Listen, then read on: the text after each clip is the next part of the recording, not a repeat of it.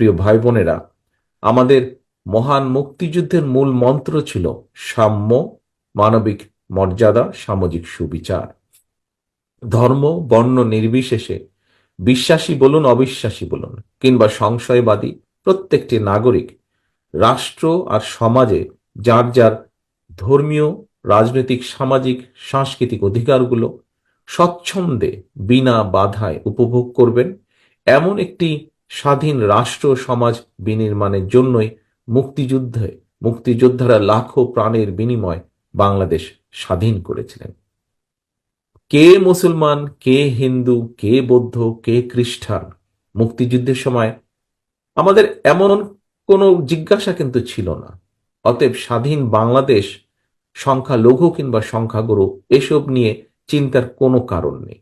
ধর্ম বর্ণ নির্বিশেষে, বাঙালি অবাঙালি, বিশ্বাসী অবিশ্বাসী কিংবা সংশয়বাদী, বাংলাদেশের প্রতিটি নাগরিকের একমাত্র গর্বিত পরিচয়, আমরা সকলে বাংলাদেশী। এই বাংলাদেশ আপনার, আমার, আমাদের সবার। বাংলাদেশের প্রতিটি নাগরিক সকল ক্ষেত্রে সমান অধিকার ভোগ করবে, এটাই বিএনপির নীতি, এটাই বিএনপির রাজনীতি। হিন্দু ধর্মাবলম্বী প্রিয় ভাই বোনেরা, সবশেষে বলতে চাই, আমি বিশ্বাস করি আমাদের দল বিএনপি বিশ্বাস করে দল মত ধর্ম যার যার, রাষ্ট্র সবার, ধর্ম যার যার, নিরাপত্তা পাবার অধিকার সবার।